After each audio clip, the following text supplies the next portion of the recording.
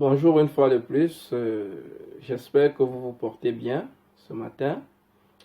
Aujourd'hui, nous allons véritablement commencer la formation sur le thème maîtriser les techniques efficaces du recouvrement amiable et contentieux. Dans la vidéo précédente que j'ai nommée module 0, nous avons planté le décor en introduisant cette formation. Aussi, nous avons détaillé les différentes parties que nous allons aborder tout au long de ce voyage intellectuel. Aujourd'hui, nous allons voir les 2 points de la première partie, à savoir les avantages et les inconvénients du recouvrement amiable et les écueils à éviter pour un recouvrement efficace.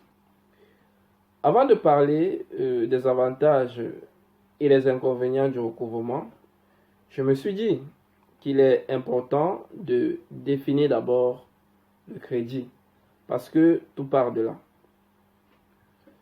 Le crédit est un acte de confiance comportant l'échange de 2 prestations dissociées dans le temps, biens ou moyens de paiement contre promesse ou perspective de paiement ou de remboursement. Un banquier appelle par conséquent un crédit toute opération par laquelle, faisant confiance à son client, il accorde à celui-ci le concours de ses capitaux contre promesse de remboursement avec intérêt à une périodicité arrêtée d'accord parti. Au regard donc de ce qui précède, il est fort intéressant de souligner que le crédit s'accorde sur la base de la confiance. Toutefois, il s'agit entre autres de la confiance qui doit exister entre les parties contractantes et à cela s'ajoute le facteur temps qui est extrêmement important dans ce genre d'opération. Et enfin, le crédit ne peut pas se séparer du risque. D'une façon générale, le crédit résulte de la combinaison de 3 éléments, à savoir le temps, ou bien le délai pendant lequel le bénéficiaire dispose des fonds, la confiance faite par le créancier au débiteur, et enfin la promesse de restituer les fonds prêtés. Comme toute activité, le crédit a un cycle de vie, et de manière simple, on peut retenir 4 étapes. Premièrement, nous avons l'étude du dossier de crédit. Ensuite, la mise en place du crédit, le remboursement et enfin le recouvrement. L'environnement changeant dans lequel opèrent les établissements financiers fait en sorte que le recouvrement tient un rôle beaucoup important dans l'ensemble de la procédure. Alors, l'action de crédit engendre le recouvrement parce que l'argent qu'on octroie comme crédit au client est l'argent des épargnants et non de la banque.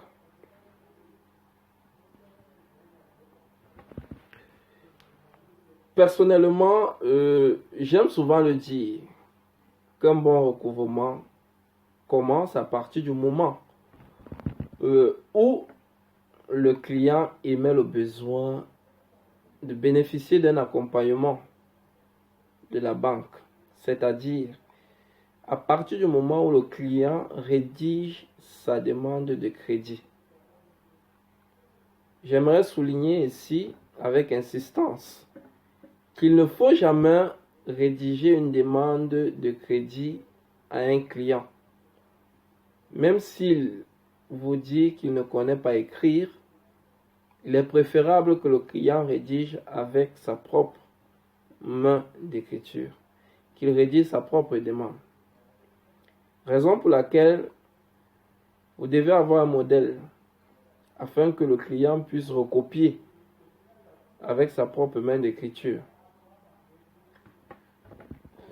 Tout simplement parce que la demande de crédit du client écrit par sa main constitue déjà une sorte de preuve de créance. Toutefois, j'insiste sur le fait qu'il ne faut pas octroyer le crédit avec légèreté, car un dossier de crédit mal constitué rend le recouvrement difficile. Et le défaut de paiement commence lorsque la banque ou la microfinance ne s'assure pas de l'exécution correcte des processus précédant le prêt. J'aimerais souligner une fois de plus qu'une créance est admise au service de recouvrement lorsqu'elle présente deux caractéristiques. Premièrement, elle a deux impayés sur le crédit amortissable. Le compte est resté 60 jours sans mouvement créditeur couvrant au moins les intérêts de la période pour les comptes courants débiteurs. Il est important donc de dire que l'objectif du service de recouvrement est donc de baisser considérablement l'encours du portefeuille de créances en souffrance, ceci afin de renforcer la performance de l'établissement financier. Au-delà de tout, le recouvrement contribue aussi à améliorer le PAR, encore appelé portefeuille à risque. Alors,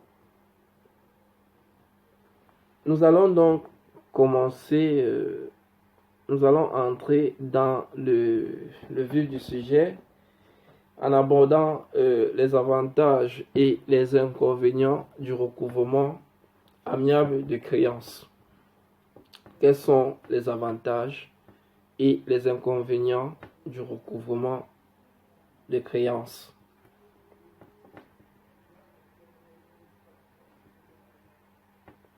Voilà. Quels sont les avantages du recouvrement amiable?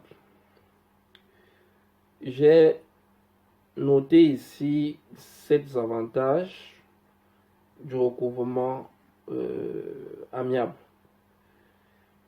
Premièrement, le recouvrement permet d'améliorer le bénéfice de l'entreprise et de produire la trésorerie.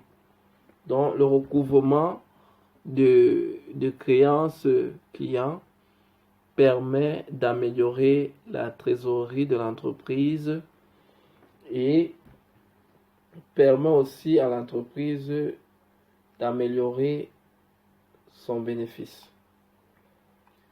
C'est-à-dire, le recouvrement permet à la banque ou à l'entreprise d'avoir un gain financier. En ce sens que la banque pourra réduire les coûts et économiser en argent en adoptant les voies amiables. Pourquoi je le dis? Tout simplement parce que on se rend compte que lorsque l'entreprise engage la voie contentieuse, elle perd en argent et elle perd en temps, ainsi que le client. Et dans la majorité des cas, à la fin de ce processus de recouvrement par voie contentieuse, l'entreprise perd parfois le client parce que le client ne se voit plus, ou bien le client trouve difficile, après avoir passé toute cette tractation avec la banque en justice, de revenir encore faire les opérations en toute quiétude dans la structure financière. Raison pour laquelle beaucoup de structures financières préconisent le recouvrement amiable pour conserver non seulement le client, mais gagner en temps et en argent. Parce que le recouvrement judiciaire est parfois très très long. Alors, par ailleurs, le recouvrement permet de produire la trésorerie. Pourquoi? Parce que le recouvrement est une activité commerciale dont l'objectif principal est de générer des revenus pour l'institution par conversion des pertes en revenus.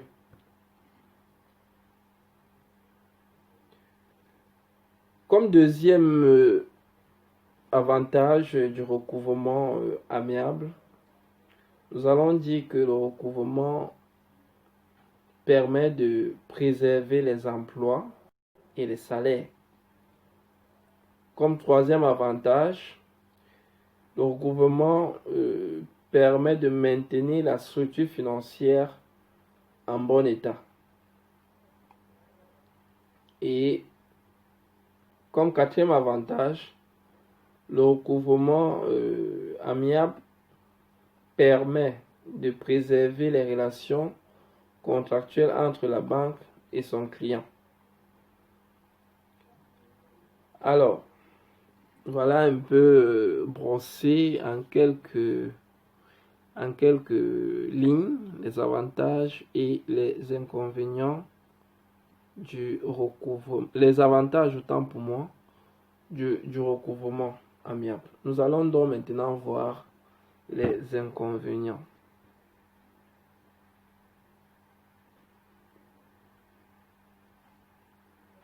Voilà. En ce qui concerne les inconvénients du recouvrement amiable, nous allons souligner ici 3 inconvénients. Premièrement, nous allons voir le risque de braquer le client ou bien le débiteur. C'est-à-dire lorsque l'agent de recouvrement descend sur le terrain, au lieu de s'intéresser au dossier, il doit plutôt s'intéresser au client. Parce que son impayé peut être dû aux situations imprévues de la vie. C'est-à-dire, son activité peut avoir subi soit un risque de dégâts des eaux, soit un incendie ou encore un vol. Raison pour laquelle un bon agent de recouvrement doit être une personne qui écoute beaucoup, au-delà du fait qu'en descendant sur le terrain, qu'il maîtrise le dossier du client. Parce qu'on ne descend pas sur le terrain sans une bonne maîtrise du dossier. Il faut avoir une bonne maîtrise du dossier du client.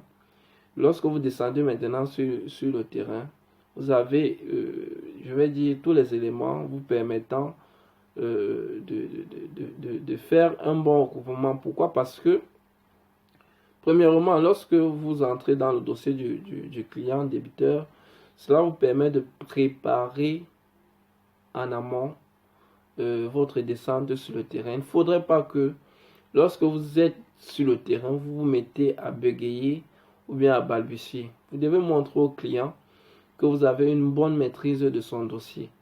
Raison pour laquelle maintenant, je dis souvent, au lieu d'entrer dans le dossier, il est souvent important, au-delà de tout ça, d'écouter le client afin qu'il puisse vous dire de manière concrète qu'est-ce qui a fait en sorte qu'il tombe en impayé. Donc voilà un peu en quelque sorte ce à quoi je voulais vous dire. Donc il est donc important pour un agent de recouvrement d'avoir une bonne écoute, d'être calme au lieu d'arriver sur les lieux et ensuite commencer à menacer le client, d'engager des procédures judiciaires. Parfois, il faut user de beaucoup de tact, montrer au client que, au-delà de tout, on comprend sa défaillance, mais quels sont les voies et moyens qu'on peut mettre en place pour que l'entreprise entre en possession de ses fonds. Donc, en effet, il ne faut pas violer la loi. Il faut avoir un bon dosage de techniques juridiques et de techniques de persuasion. Comme deuxième inconvénient, nous allons citer le risque d'endormissement du débiteur. C'est-à-dire, le débiteur, dans certains contextes, peut vouloir prendre le dessus psychologiquement parlant pour déstabiliser l'agent de recouvrement. Si un débiteur prend l'ascendant sur un agent de recouvrement, il est de bon augure que la structure puisse changer l'équipe pour que le débiteur sente que ce n'est pas un jeu et que la structure financière est déterminée à aller jusqu'au bout, c'est-à-dire à recouvrer cet argent.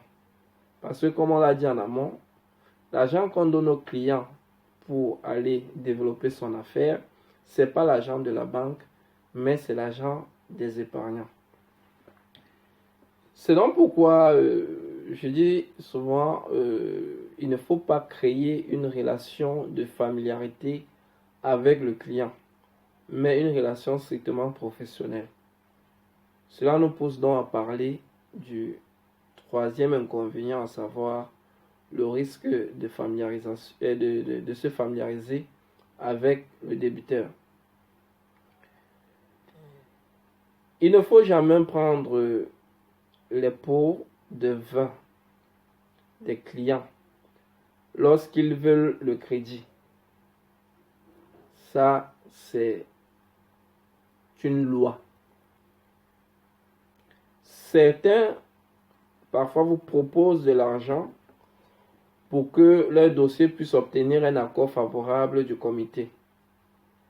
Et du moment où un officier de crédit prend de l'argent pour analyser un dossier de crédit, son jugement n'est plus lucide et pragmatique. Par ailleurs, dans le cadre d'éviter la familiarité avec le débiteur, un agent de crédit ne doit pas accepter les pourboires des débiteurs. C'est-à-dire, dans le cadre d'une action, par exemple, de recouvrement, si le client vous dit qu'il n'a pas de l'argent pour rembourser sa dette, en vous disant que présentement, il est dans les difficultés, et qu'à la fin de l'entretien, il vous donne de l'argent pour que vous puissiez payer le transport.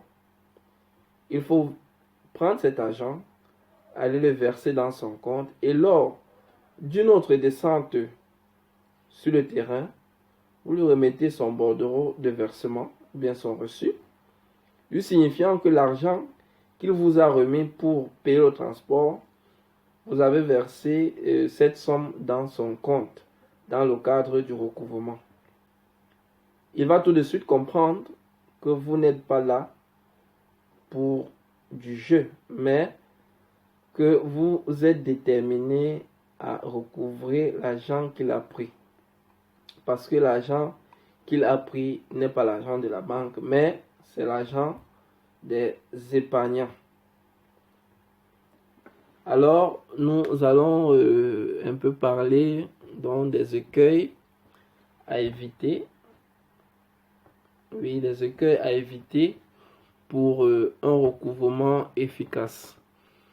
Pour cette phase, j'ai notifié 3 écueils à éviter pour un recouvrement efficace.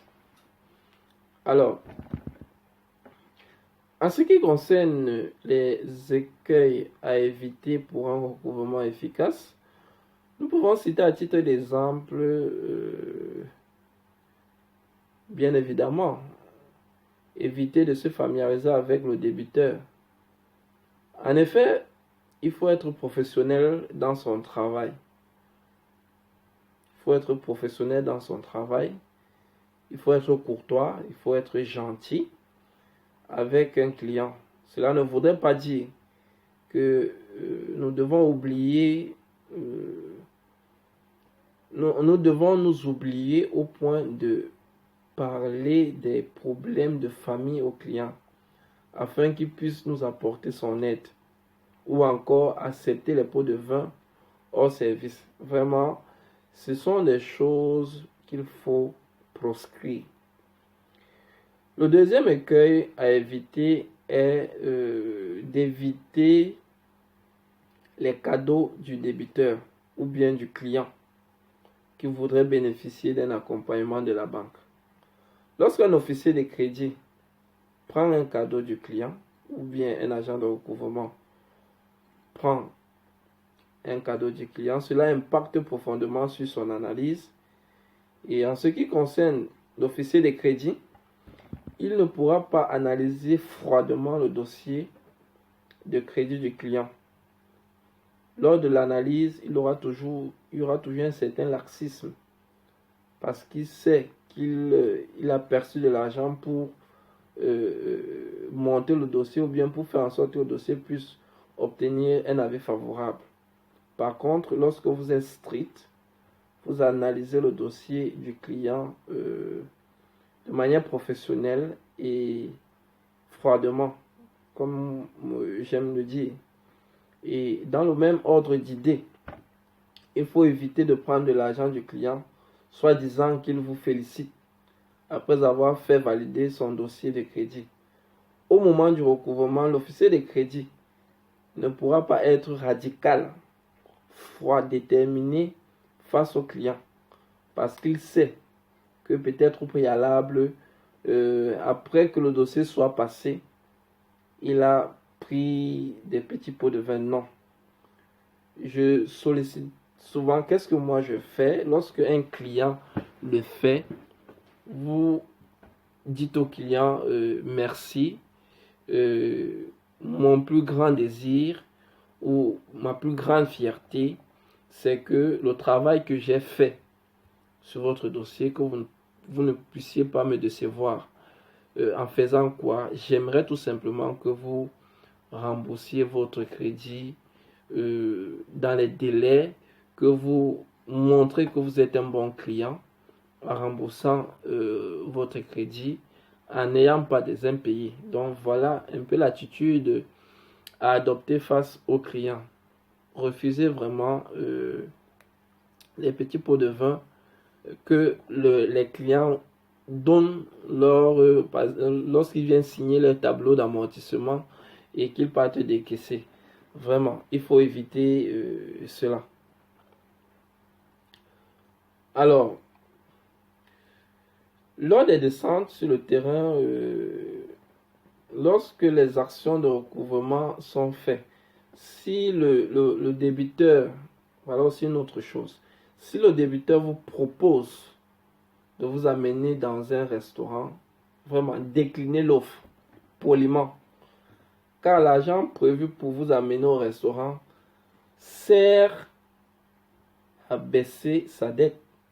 Car si un débiteur a, disons, une dette de 5 millions, par exemple, et qu'il verse, il avait prévu de vous amener dans un restaurant et dépenser 50 000, vraiment, cet argent-là, prenez cet argent, versez ça dans son compte. Vous allez vous rendre compte que la dette ne sera plus de 5 millions, mais plutôt de 4 950 000. C'est déjà quelque chose. Alors, le troisième élément, le troisième écueil à éviter pour un recouvrement efficace, c'est que lorsque les agents de recouvrement descendent sur le terrain pour faire le recouvrement, il faut souvent, la vestimentation est un atout considérable dans l'action de recouvrement. Un agent de recouvrement doit toujours montrer au débiteur à travers son habillement qu'il est à l'abri du besoin. Un agent de recouvrement, au-delà de ce que nous avons souligné précédemment, doit être courtois, il doit faire preuve de tact à l'égard du débiteur, il doit faire preuve d'écoute afin de rassurer le débiteur et il doit avoir une bonne maîtrise du dossier du client et il doit être ferme, déterminé à aboutir à ses fins. Maintenant, sur le terrain, j'ai aussi compris une chose, et du moins j'ai cultivé quelque chose, c'est que un agent de recouvrement doit être patient, il doit être pondéré, un agent de recouvrement doit être calme. Bref, pour clôturer, un agent de recouvrement doit avoir un mental de fer. Un mental de fer. Parce que c'est un jeu psychologique entre le client et l'agent de recouvrement. C'est un jeu psychologique. Il faut, raison pour laquelle je préconise d'être pondéré, calme face à certaines situations. Parce que parfois le client voudrait vous pousser à bout pour que vous fassiez une petite erreur et il va s'accrocher sur cette erreur-là pour prendre de l'ascendant psychologique.